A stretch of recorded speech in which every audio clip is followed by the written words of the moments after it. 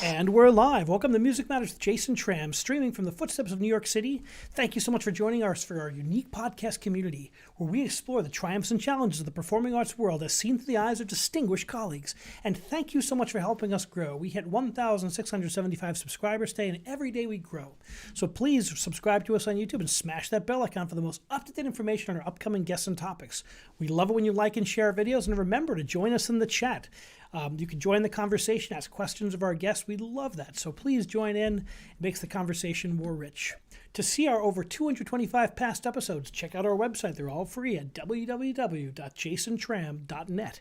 Again, that's www.jasontramm with two M's.net. We have a fantastic guest today. We have Jeremy Bar-Illan, who is an award-winning guitarist, music composer, and producer. He's founder and music director of the hit funk band Dragonfly 13, a 9-piece funk and R&B orchestra. Their new album, Let the Music Bring You Back, is available on all digital outlets. In 2015, Dragonfly 13 received the award for Best Funk Song from Academia Music Awards. And in 2014, it was presented with the President's Volunteer Service Award for his work with nonprofits with music as a focus. Jeremy, in all of his, he does tons of volunteer work. We're going to talk about that in the show. And he lives with his belief that music is a bridge to all mankind and the universal language which can be harnessed to help create a better world. Welcome, Jeremy Bar-Illan. Jason, thank you so much for having me. I'm thrilled. So glad you can be here. I really enjoy getting to know your music. And I'm a big funk fan. It's a secret pleasure of mine, and I love it.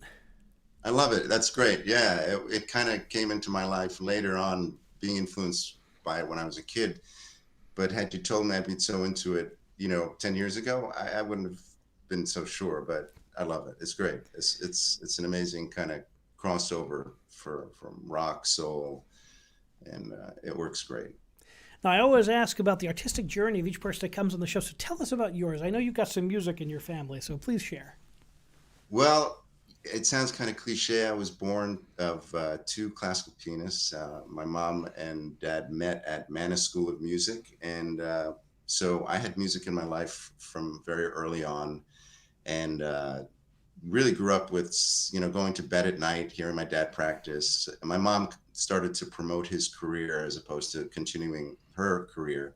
And as a team, they brought him to some great levels. He worked with Bernstein early on in his career. And so I got to meet and hear and go to some tremendous performances, things that a lot of kids my age wouldn't have. And it really did kind of push me to a place of wanting to make music my life. And I can't say I did it my whole life, and I don't want to make a long story longer, but obviously it was the bug in me, the fever that has always been there and really has never gone away. So growing Was up there on the rock and roll in your house when you were younger? well, we could listen to anything. My dad was, your typical progressive parent, laissez-faire, do your own thing kind of. And music was such a part of growing up when I was a kid. You listen to the radio, the AM radio, top 40 was such an eclectic selection of songs. You could hear everything from, you know, horns in a classic, South American vibe to, Led Zeppelin within the same, within 10 minutes of each other. And so that kind of, From Motown to Zeppelin. I love it. exactly, and so that kind of influence really was fabulous, just going to bed at night, hearing all that music. And so it pumped me up even further.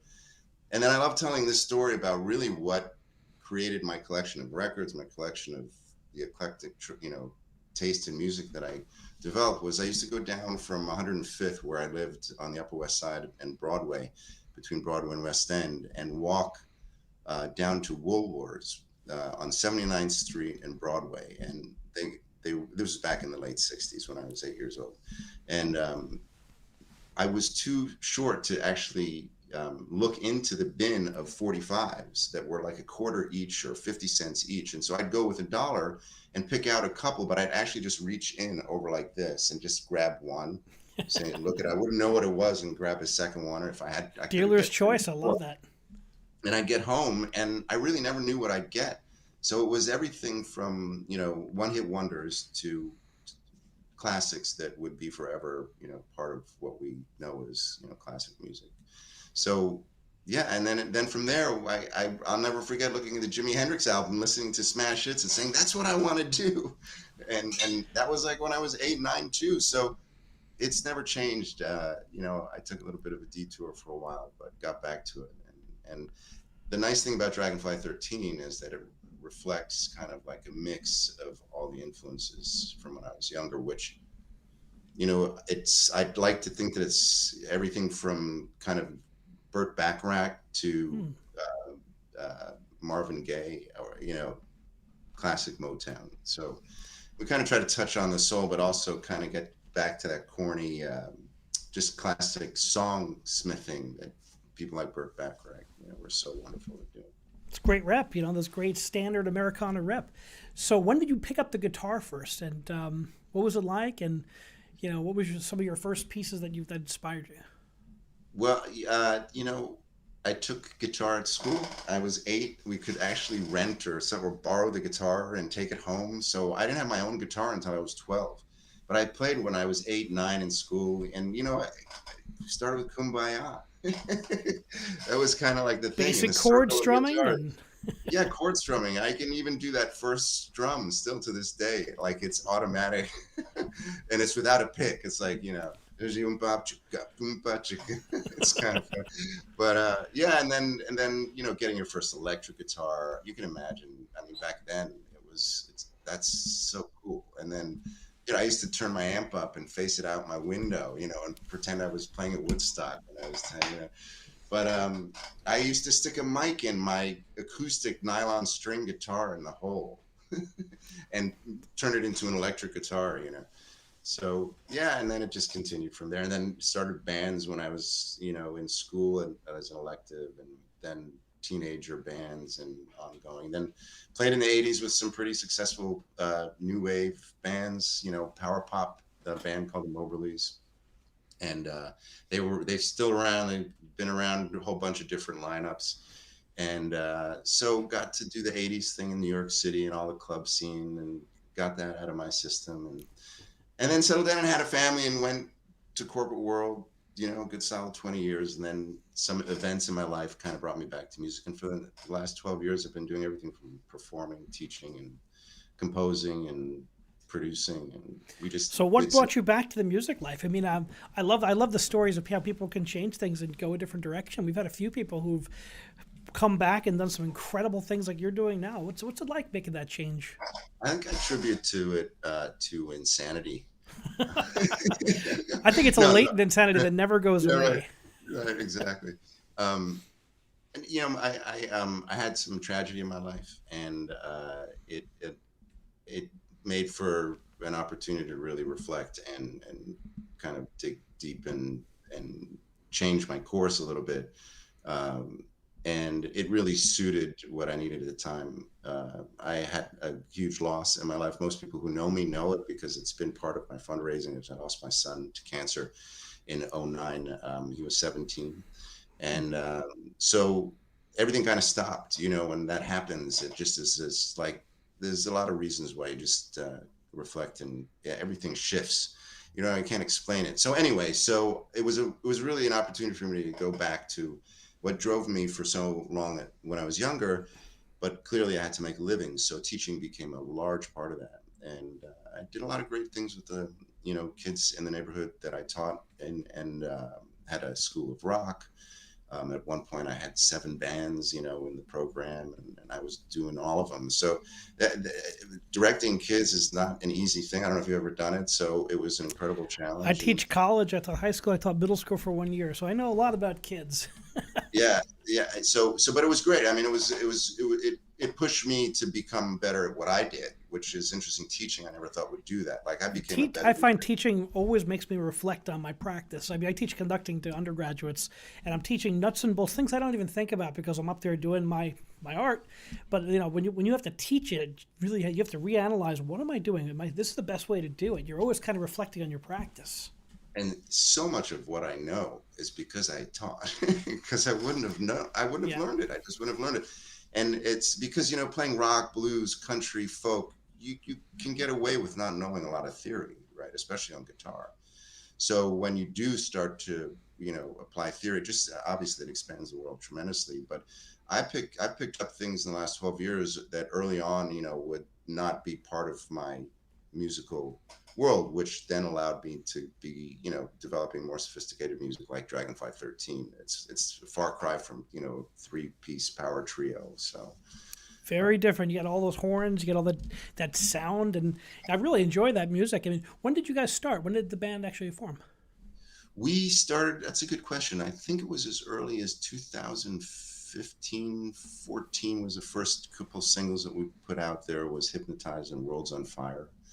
And it developed slowly from there. We gigged around the city a lot, did some awesome shows, everything from the marathon, a 5 borough bike tour, outdoor events, things like that, to the Highline Ballroom, and so we had like this New York City vibe. It's cool because it's such a retro feel to it too. So when people see us, everybody they they know that the sound. They know that we do covers from the '70s mainly. So as far as the not original music, the not original is always rooted in the '70s because it goes along with our vibe.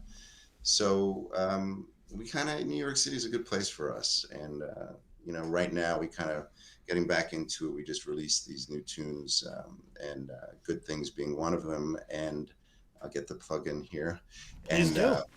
Chunky Funky is the other one, which is a really fun tune, which features the talk box, which is like the Frampton Joe Walsh, crazy sound and guitar effect. And so those just came out, and we've got 3 other songs that are all recorded, but we just got to mix them, master, and release them. So that's on deck.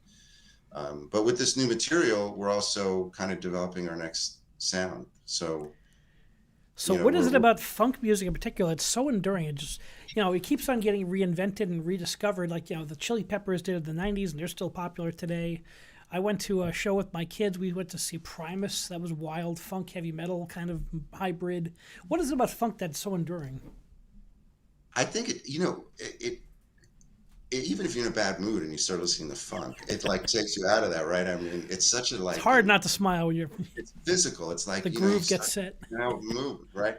And you can play that groove with just a 2 chord progression with a little kick in it, and just play it over and over again and just get a vibe going, and that in itself will get people moving. You get a groove going with the rhythm section, and there's nothing like it as a player because you're in the groove, and then to watch people move because they can't help themselves. I think funk just it's such a it's such a good feeling thing. It's like the opposite of the blues, right? I mean, it's like it's all about feeling good. It's all about being up, being positive. So Who are some of the top influence on who are your top funk influences? that's a good question. Obviously, in terms of like classic funk, Parliament Funkadelic would be in there, but I can't say that our funk really reflects that. I'm friends with some people that are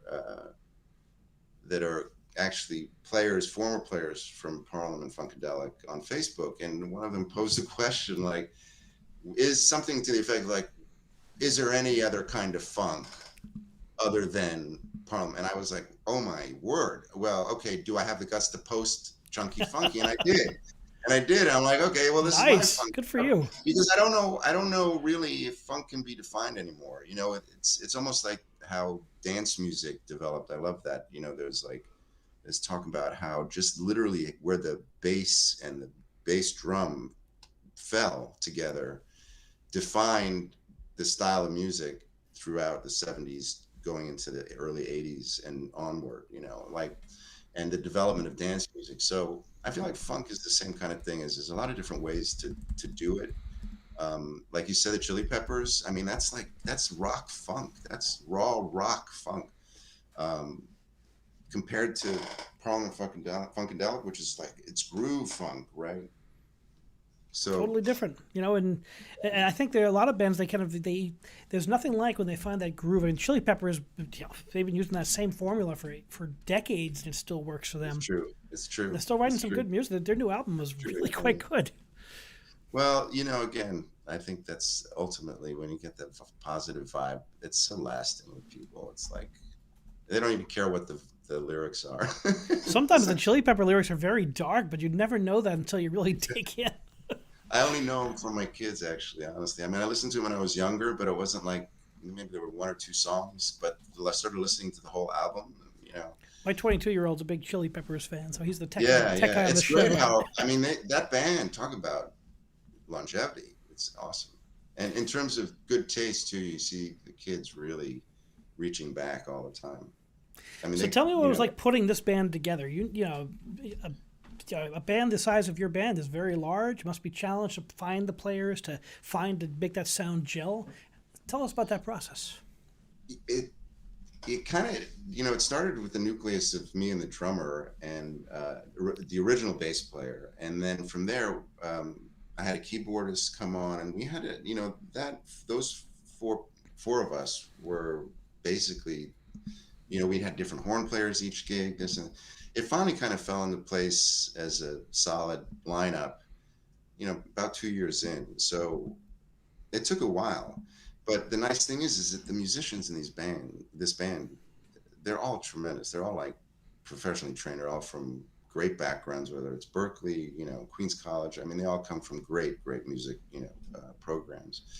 So even if I was, switching people out, if I got if somebody needed a sub, or if they had to send somebody, the person they sent was better than they were almost. It was, I mean, I made that joke with everybody all the time, but it was true. So all of a sudden, because of the band and the kind of music I wanted to play, I had this great network of musicians. So even if I got a gig at the last minute that I really wanted to do, I knew that I could fill the spots, even if two or three of them couldn't be there. And through that, we kind of got to the current lineup, and we've just got some great people that it's all about their own creativity. I mean, I can't take credit for it. I write the tunes, but they're developed playing with the sound, the core, everything comes from everybody that's contributing. It's so fun for me to hear my music, what I write, interpreted by other people. That's insane. Yeah, when they take solos, it's going to be such a personal thing, and that's one of the cool things. Even more so in what you're doing here than in the traditional like 4 or 3 piece rock band. I mean, there's just so much more sound. There's so many more It's so artists true. involved. Yeah, it's so true.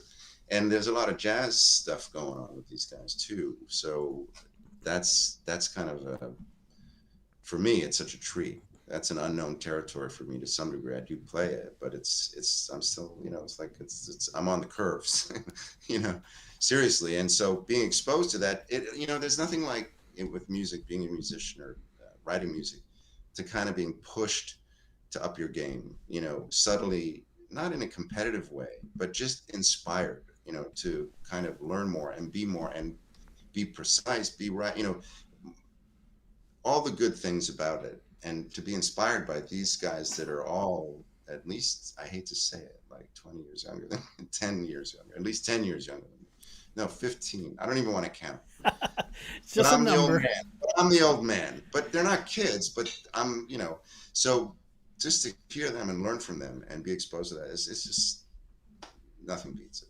Nothing Yeah, I'm a beats it. university teacher, and I'm always my students give me so much energy. I just love that. It keeps me young, keeps me. Exactly. That's what I mean. Like, yeah, And I tell them, like, if you're not growing, you're dying. If you're not learning new things, music is such a limitless growth potential. I feel every day I have new music to learn. I have new challenges to deal with, and it just never ends. And that's why one of the things that keeps me so excited, even though I've done a lot of these pieces before, it's like always something new and thrilling. I can imagine with your world. I always thought about that. Growing up with my dad and performing new pieces and hearing him actually practice them. Over the month, 2, 3 months leading up to when he has to play it. There's a A piece strict that he had deadline. a piece that he hadn't played before, and that was one of the things that I remember clearly because it was just fascinating. Because that stuff's like crazy. I mean, I'm some of the things he had to do and learn. I'm listening. I'm going, wait a second, how's that? Because you watch some of that fast list and um, you know, the virtuoso stuff that really is known for the challenge. And I'd be hearing it, I'd be falling asleep, and I'd be going, oh wow, and so just when I think about classical music, is what I feel like what we do with the improvisation aspect to it, it's so much freer. It's so much more like, as long as you can, if you're a trained enough musician, you keep the groove, you can play the chords, you keep the time, all this stuff. There's a lot of opportunity to go here and there. Classical music, what you do, and opera and that kind of stuff. Um, stuff. It's interesting stuff. how much of individual like people put in their music. Like your father had incredible interpretations. The interpretation is very narrow. It's not like where you're improvising a solo, certainly, but there is like a lot of chance to put yourself in every phrase, and it's just kind of who you are. Just kind of seeps into that. So you listen to two really, concert pianists play the same piece, and it's like just night and day. It's like when I connect Beethoven 5, it's totally different than someone else doing Beethoven 5 because I process it differently.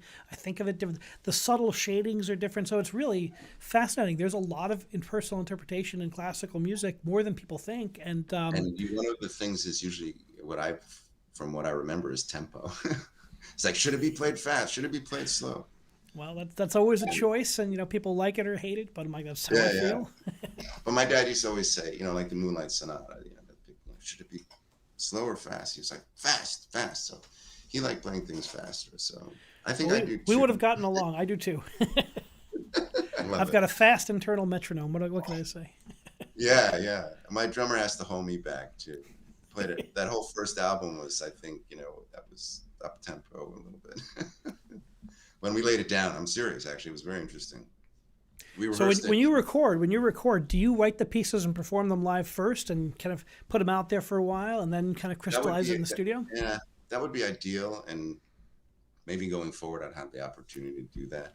But it really is about a couple rehearsals, and we played it long enough. Me with the drummer specifically, and now the bassist also. He's the new bassist, has been with us for a few years. So, and I've also played with him with the blues band for a while. So, that being the case, we can really lock the important stuff down pretty quickly.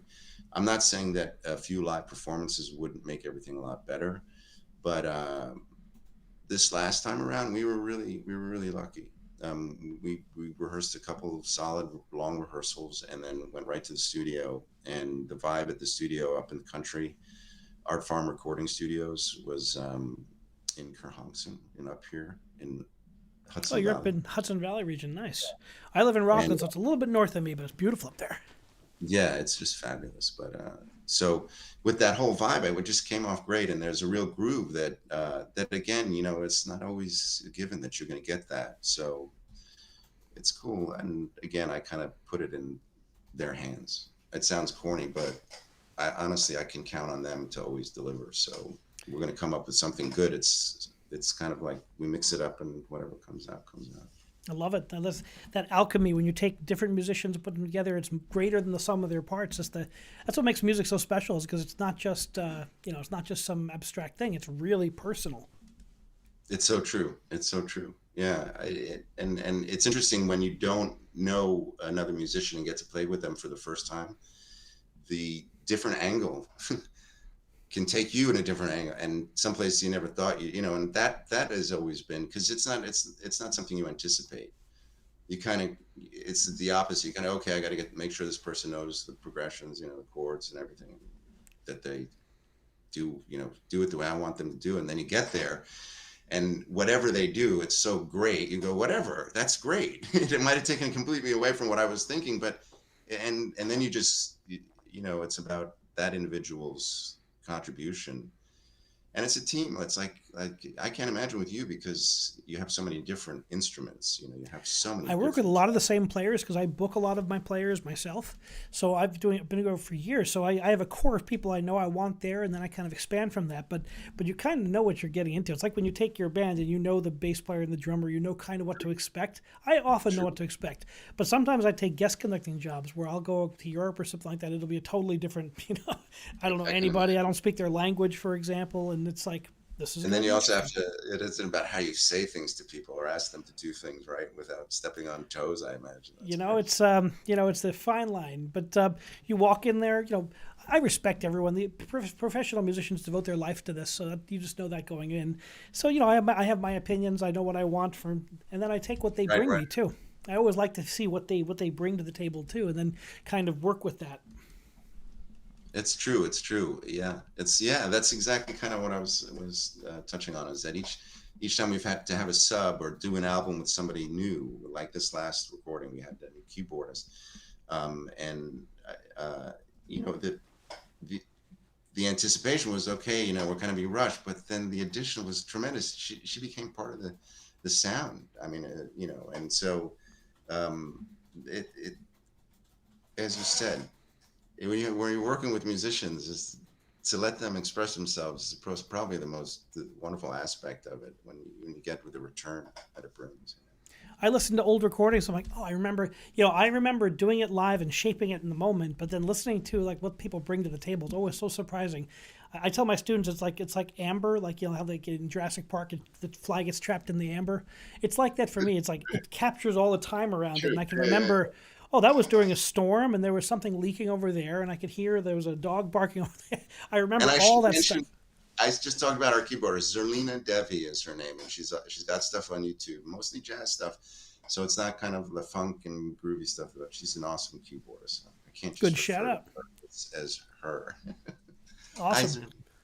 So tell us about COVID and what was that like for you? I know for me it was like, all the musicians in the world. All of a sudden, all of our live gigs stopped on a dime. Everything canceled. Yeah, oddly enough, that my timing, I went to Nashville, thinking I was going to explore the music scene in Nashville and take a Good new timing. journey. So it was actually perfect timing because I was in a rural area there that I could, be, unto myself without, going to the store wasn't some big issue. So it worked well, but it was also, it might have encouraged me to come back here because it really didn't give me an opportunity to immerse myself in any scene down there at all whatsoever. So I ended up spending 20 months there, if even that, maybe a year. I don't even remember exactly, but came back and landed in New Paltz. So what were you at? You question? I forget what the question was. Just curious. So what it was like for you? What did you do during that time? Oh, for COVID. So COVID, yeah. So I kind of was out of the loop musically anyway. But if I had been in New York, my teaching practice would have come to a complete halt, right? I had basically taken a break, a sabbatical from teaching would be a good one. When I moved down there, not knowing if I was going to get back into it, but um, having I've done other work. I've done some film work and stuff, which allowed me to have some unemployment and all that stuff. So I was at least on the books there. But obviously, through my teaching practice, it would have been extremely difficult to really make ends meet, honestly, because teaching online, the way I teach, which is playing with my students, and a lot of jamming, a lot of real working together. You can't play at the same time No, on that's a real online. challenge. That was one of the real challenges. And every teacher went through this, and we all are banging our heads on the wall because you can only, okay, here, this is, do this, you do this now, okay, here you do, and it's just not the kind of exchange that, if you have that great rapport, student, teacher rapport, where both of you are thriving, it just kind of and I tried. I had a few students, and I was doing it from Nashville, and we did the online thing, and it just got to a point where it's really difficult. So I wouldn't have been able to capitalize on that. Obviously, I don't think it would have been really difficult to put things together. So I did some of the online stuff. I put some videos out of tunes that I would never have recorded, you know, just covers, 70s covers that I love to do when I do my acoustic stuff and my volunteer stuff at the hospitals and all that stuff. And they're just classic, like, Raindrops Keep Falling on My Head, Cool. Beatle tunes. I love that stuff. So it did get me to do that, which is cool because now I have some cool videos on Facebook, and I think that more people saw them than would have seen them if COVID wasn't around. So it pushed me in a direction. It did kind of get me to express myself differently. I didn't go on regularly doing the live thing. I don't know why, but I don't know. I didn't Yeah, feel everyone was comfortable. so it was so interesting. I've spoken to like 220 people on the show, and at least 220 people had different reactions. Some Yeah. didn't do much performing at all. Some just read and learned a new language. Some did the daily live streams and TikTok videos. And I had opera Right, singers from I right, met right. doing TikTok voice lessons. Ridiculous fun stuff. But I'm always interested. Like I think we've all become philosophers during that period because we had to really think why we do this. I took these crazy selfies and I turned them in black and white. So I have this series of like insane, I've only posted one of them, but it's basically like insane expressions on my face. So again, that's something that you're sitting, with so much time on your hands, stuff like that. So I think a lot of people got very creative. I think a lot of people found creativity as an outlet that may not have before, but for me, it's There's it only definitely so much I was Netflix we can binge, right? exactly, and I was already doing this change to Nashville, so it was a weird space. But let's put it this way: I'm really happy to be back in New York, and I totally plan on kind of ramping up the performing now. On Well, it's a with good time. Dragonfly. It's things are Yeah, starting. They've returned, and I think people are ready for live music. God willing, we don't get back on. Well, watch that Omicron variant that everyone's talking about. It actually shut down Vienna. It shut down Austria. They just shut down again.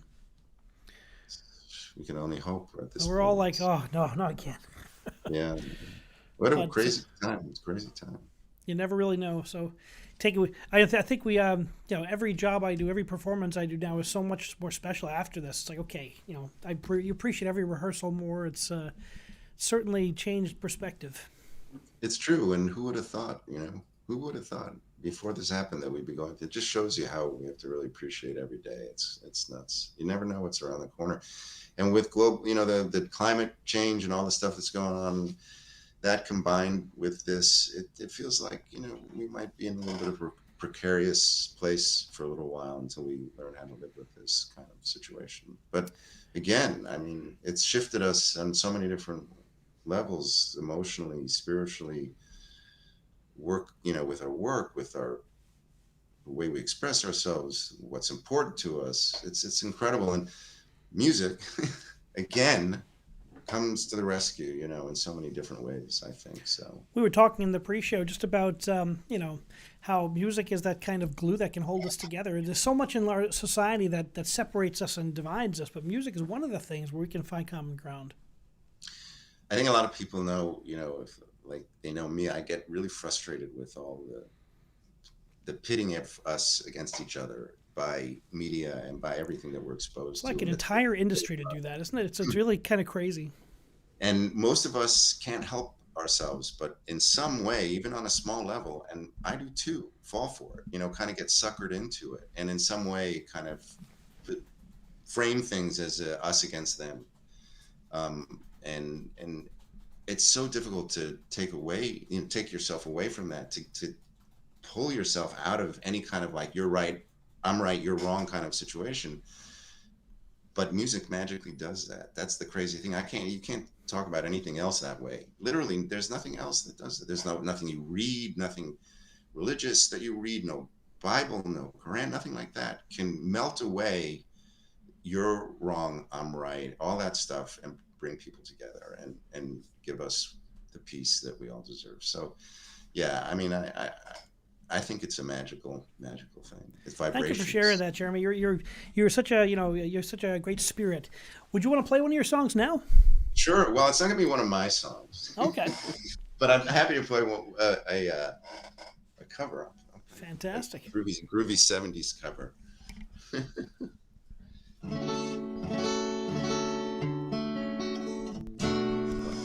All my friends, if they're watching, know I play this all the time, so they probably heard me play it a few times.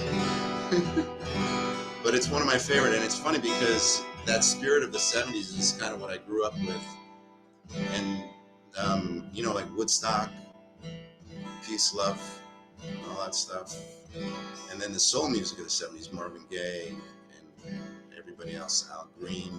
It was all so much of a message coming through the music, and you just don't feel that it's the same. So it's something I hope to like somehow plug into the music. But this song tells it all for me. It's a great song. I love the song. It's hard. It's one of those songs you almost don't want to cover because it's like the original is so amazing. I can't sing like Marvin Gaye, but I try. I don't try to sing like Marvin Gaye.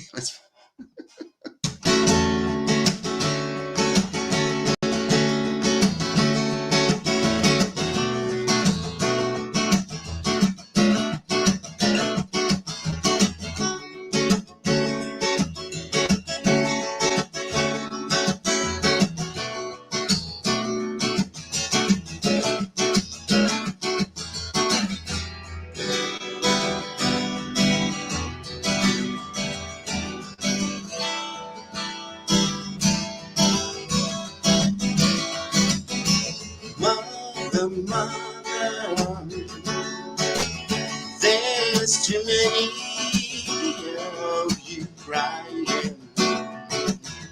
Brother, brother, brother,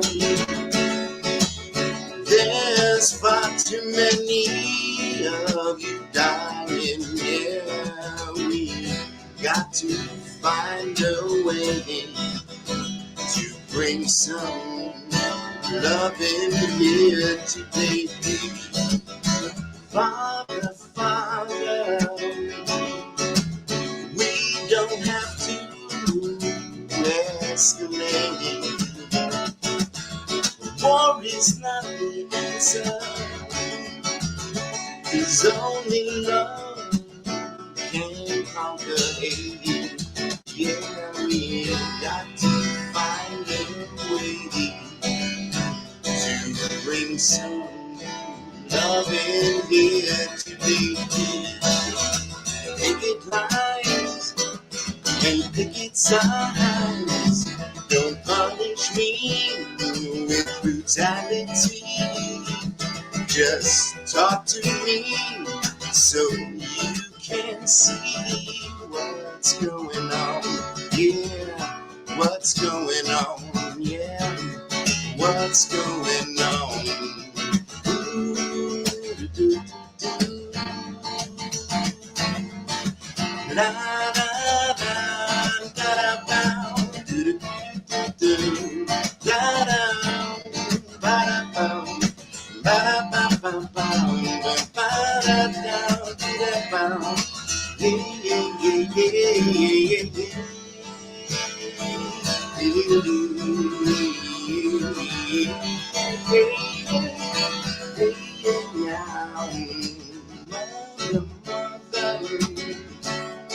Everybody thinks we're wrong.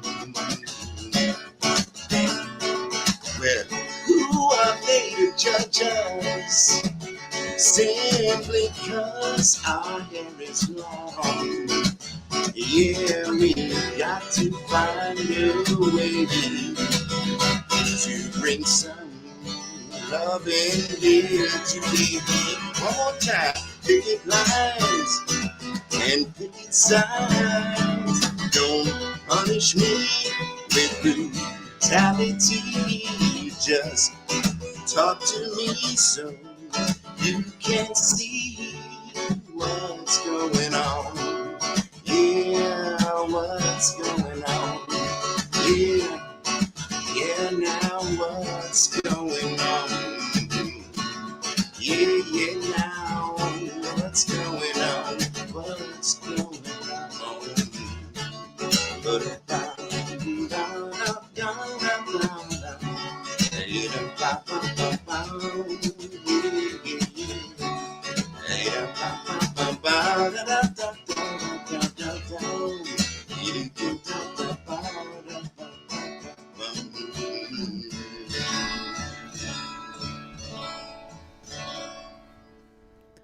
Thank you. It was fantastic. Awesome, thanks, man. What a great song. Once Yeah, again, that's you feel that groove. You can't frown. You can't be like, yeah, it's just great music. You get you and moving. the funny thing is the message is pretty heavy, but it's not so upbeat. And that's not funk music, obviously. I mean, we have a blend of that kind of retro feel in our tunes, and then we have the upbeat funk stuff going on too. So we call ourselves a funk band, funk band, but we do so much of that retro vibe in the originals, and then when we do our live gigs, we throw in these covers, and everybody loves them. albums. Yeah, it's just a natural formula. You tunes that people like, that great moving beat. You can't. It's Yeah. a winning formula, and you really are a very soulful performer. You really feel that music very deeply. Yeah, it's so medicinal for me. It's like it puts me in the place. It just kind of sucks me in. I'm with you. You know, I've been in some of the darkest places in my life, and I get to go up there and conduct Beethoven or Brahms. I get to release all the negative emotions, put it all out there in the art, and it's really that's some of the magic of music. Is like so you take some of yourself, put it out there, and you can move other people's hearts, and it's quite therapeutic. And the music you play is so grand. I mean, it's so powerful and grand. And you think about these composers, that the discovery of what they could do with these notes, with the command of these huge orchestras at their fingertips, because you hear that in the composition, and you're like, wow, I can do this. And then it's done, and you go like, whoa, nobody's writing this stuff now, right? I mean, I You know know, there are people, but I mean, I'm there are people fascinated by writing. the like when you find universal human themes. Like I conduct opera a lot, and opera is all about great songs and great melodies, but it's the universal themes that keeps it relevant. That Right, the right. human nature hasn't changed that much. I mean, a lot of things have True, changed, of true, course, but true. love, hate, jealousy, greed, all those parts of the music making and the storytelling, they haven't changed that much. It's true. It's true. And so, when I talk about like message songs, what are they called? Call to action songs, which were so prevalent, back 70s, especially 60s, leading into the 70s. Kind of the 60s it started, but 70s is, even more powerful, I think. So, Do you think that those message songs were like more promoted back then? yeah, I feel like Today the they're radio promotes pop and rap and yeah, you I feel know like, well, it's like there were decades that were more, I don't know, people that were more involved with cultural themes that mattered. I mean, I believe that's out there now, but it's not as connected as you think not to to music, music is it? is. It? Uh, I don't know. we certainly have Before we judge, we have to think about that for a second, because I don't know. Maybe it's in a way that we're not relating to. I could always be. have to take a step back because it's such a different language for me now. I'm not that old, but at least I do feel a generational difference. So I feel like there's still a powerful force of change with young people. So even Definitely. maybe more powerful than we had, and in a different way, in a different fashion, and achieving things in a different way, and kind of harnessing a different energy to make sure it happens, that kind of thing. But I don't listen to enough new music that's on the radio, that's mainstream. So I don't know what kind of messages really are out there other than pretty mundane stuff at this point that's mainstream. Cars. But I can't say that about, because my son listens to some bands that I've never heard of. And I'm sure that it's partially because of what they're saying, not just the music, right? So there must be something out there that's a little bit less commercialized than what we're used to hearing. There's such a But massive again, indie scene, and there's people, doing some great indie work. And if the ones who are very successful with it they can build an organic audience that is ravenous. Like they yeah, so I'd like to see music make a bigger difference. I do a lot of work with Musicians on Call, so that's an organization that we do. We go into hospitals and play bedside, I think that is performances. some incredible. Reading your biography, I was really impressed by that. I mean, the fact that thank you for sharing But your story about your son and how that's motivated you to kind of give back. And I think that's some incredible work you're doing. thanks. Yeah, it's not. It's funny how that stuff. I don't want to say funny, but it's kind of. I'm not the first person to turn that pain, that sorrow, that tragedy into something good just because you feel like you have to. But the music was a phenomenal place to do it. And this organization, Musicians on Call, just they started doing this. Now it's 20 years, but small level, and just became bigger and bigger, one hospital after the other. And the reason I brought it up is just to say that there is definitely a lot of stuff going on with music now that wasn't going on a long time ago, that is making a powerful difference in our I just world. put So I I don't just put the link detract from to musicians on call in the chat feature if anyone's looking for a place to volunteer. We have a lot of musicians who watch the show, so That's what a great. great Thank you. cause. Thank you. Appreciate that. But I love putting messages. It's I love love songs, but it's so much more fun to kind of how call to action, a message or whatever. And so usually the ones that are, I feel like, more anthem-esque tunes of mine, it's definitely a message kind of, definitely influenced by that 70s, like, call to action to the people in a sense, like, and that we're all the same and that we're all together in this and that. You can never come up short with that message. That's always rich in any way you can deliver it. And you got to get people off of this, the whole thing that's going on feels like worse and worse. I mean, just everybody's at each other's throats about something. I'd like to think, I feel like it's tempered a bit on social media recently, but it got really bad, and I don't think it's going to get any better. I think we're going to get thrown back into the pit, but we all have to kind of like resist a little bit. I think, I do too. Well, we're all human, and we have to kind of find that balance, right? And find that quiet time where people aren't screaming at each other. I can't stand that.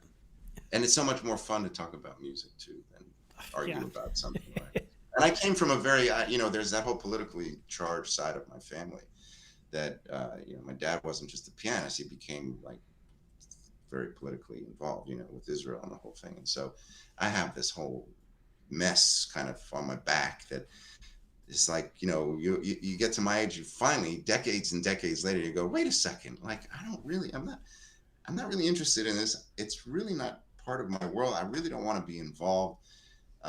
So I've had to like extract myself even more than most people, I think, from this being immersed in this kind of like, we're right, you're wrong, this, that, all this constant battling back and forth. So maybe that's why I love music and what it makes me feel. And who knows, I've had dreams about doing great big concerts of bringing, all the enemies together and but again, keep dreaming. It's those crazy dreams are the ones that, they're the ones most worth pursuing.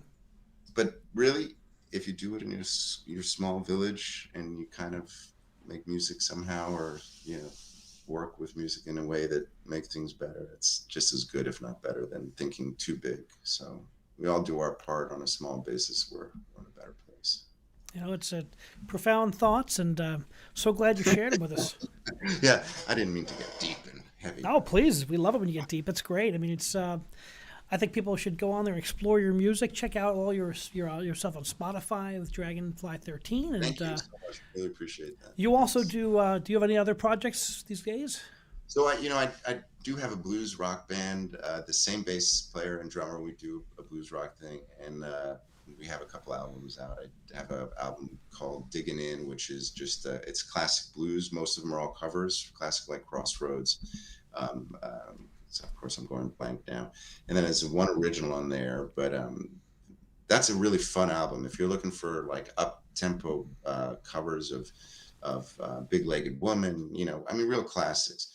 And then another album we put out that I would almost compare it to almost like bluesy Bad Company. It's like just real rock songs. And we toured for a couple of years the biker scene, like Sturgis, and that was a well, that must have been wild. It was wild. It was a trip. It was good. It was fun. We've had a few bands who played Sturgis and talked about that. That must have been an interesting. Really, yeah. I mean, yeah. I wouldn't want to make a career out of it, but it's a trip. It's a trip. And it was fun. It was a great experience. And we some got good scenery out there, from what I've heard too. Yeah, and we played down south, two places I've never played before. And we went as far as Texas, Dallas, and we played in Memphis. We played, and mostly blues. We played in, anyway, the list of Louisiana, all the southern states. And it was through this very cool promotion company, and I never expected to do it. And so all of a sudden, here we are, exposed to all these great different cultures, and we're bringing the rock and blues. It was awesome. It was fun. I think that's one language that a lot of our cultures speak is blues, because Americans invented the blues. I mean, it's African American elements mixed in with, it's just an interesting American mixture. Yeah, it's it's cool because it's not jazz at all. Like jazz is heavy stuff, man. Like you got to know. I think that was in the same cauldron that produced jazz, because a lot of those songs. That's kind of like I say that tongue in cheek, but Yeah. I feel like blues is so much easier to just jump into, and anybody that is, even, beginner guitar players, piano players, it's such a great place because you can start expressing yourself so quickly, if you just know basics. And I always But was to so really intimidated by express yourself jazz, well is to really express yourself well as a blues player, boy. You listen to some of the masters, and it's like, man, 3 chords. How does he create such incredible True, music? true, very true, very true. Yeah. I'm a But big Stevie that, Ray Vaughan fan, so yeah. nice, nice. Well, listen to the first album because it's that kind of grit guitar stuff. Yeah, it's fun. But one of my favorite guitar players, kind of, he's talked about amongst guitar players as one of the greatest, is Jeff Beck. Oh yeah. Incredible, incredible work. And here's a guy that does such. He's just continuing. I know he's going on 80, I think, but the originality of his work and what he did with the guitar, he's still doing with guitar, just blows me away. Um, you have all these people having turned the guitar into this different instrument. You know what I mean? It's the history of the guitar. You could go somebody to Stevie Ray Vaughan did his thing with the guitar. Hendrix did his thing with the guitar. So yeah, it's a great instrument for less than conformist approach to music. Well, I want to thank you for joining us. Where can people go to find out more about you and more about Dragonfly 13? Well, so dragonfly13.com is the website. It needs a little bit of updating. You're going to get more current stuff on the reverbnation.com/dragonfly13. And then if you just go to Jeremy Bar-Illan with the -illn.com. That's the blues rock stuff. But Spotify's got it, Apple Music. And I love to listen to the new Dragonfly 13 music. It's very cool stuff. I love it. And we can't wait to play it live. Can't wait for these new tunes to come out. And thanks, Jason, for having me. Make sure you give me any updates when you have any live shows. We'll put it out on all our social media and get some audience. We'd love to come see you too. Fabulous. I really appreciate it. I had a super time. Thanks so much. Continued success, Jeremy, and I look forward to keeping in touch. Likewise. Thank you for joining us on Music Matters with Jason Tramm. Please remember to subscribe to us on YouTube and smash that bell icon for the most up-to-date information on our upcoming guests and topics. Thank you for joining us, and remember, keep music alive.